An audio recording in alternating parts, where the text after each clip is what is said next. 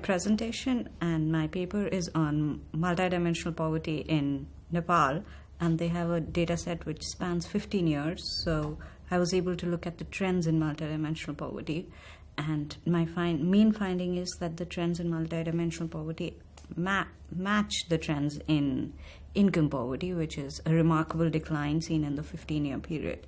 So that's good news. And then this is for the MPI measure. And then using subjective data, which also we have a very good survey part in this survey, we were able to see if we can get some more information on what dimensions are important for Nepal. And we see that the dimensions are similar to the MPI, but slightly different. So we were able to make a new index, multidimensional index specific to Nepal, in which we see that multidimensional poverty has again fallen in the 15 years. So the results are consistent using both methodologies. In this paper, since I have consumption data alongside multidimensional poverty, I was able to track whether there is mismatch or match between these two measures. And in my analysis, I was trying to be very strict on the multidimensional measure, so I was basically playing the devil's advocate there. So I was really keeping a low cutoff so that if we can bring out all the mismatches. So I see that when I look at the mismatch, so the multidimensional poor who are also who are not consumption poor, that number has fallen over the years. And if I see the other way, the consumption poor who are not multidimensionally poor, that number is very small, but that's because of the way I've constructed it, and I've kept it at a very low number just to see the other one in a stronger light. For policy findings in this paper, we broke down the analysis by region, by ethnicity, by income quantiles, and I think that is where some of the policy dialogue becomes more relevant, because we see that Nepal is a difficult terrain. It's a mountainous country, so we have to be able to track the differences in access to services and education, health, and other dimensions in the different regions. And in the previous 15 years, they've made a strong effort to bring access to the more remote areas. And some of the analysis in this paper is able to show that improvement in the multidimensional aspect of poverty, which is not so well tracked by the monetary aspect of poverty. So that's where the policy implications of this work may be leading. That's great.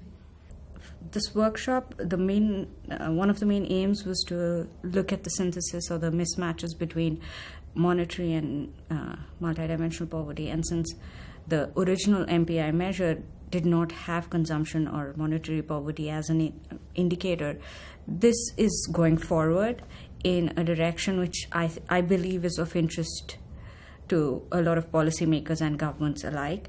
And we see, and in that way, it's a very good first step where we are able to talk about some of the methodological issues behind bringing consumption in to the multidimensional work, and also the data restrictions we will face when we want to use consumption, because we won't always be able to have an MPI with consumption added. We'll have to change things around. So in that way, it's increasing the dialogue on how these things are working.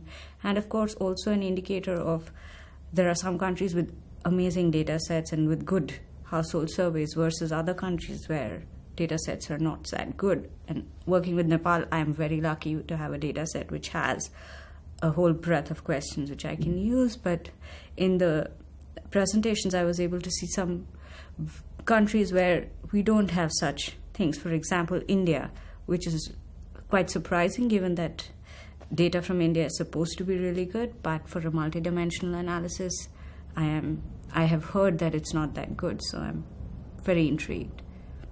So if there was maybe say two key takeaway messages from this workshop, I would take as a policy maker or as working with the government. One is that monetary policy is monetary indicators are not are not good measures to target with, and we've seen it with the mismatches.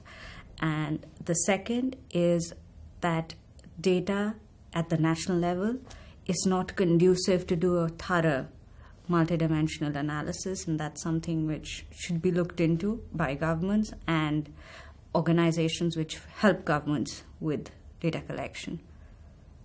So this is a very good start to moving beyond the MPI to more national level multidimensional analysis, but it's a start, and we have to work with the countries and work with the special needs of the countries.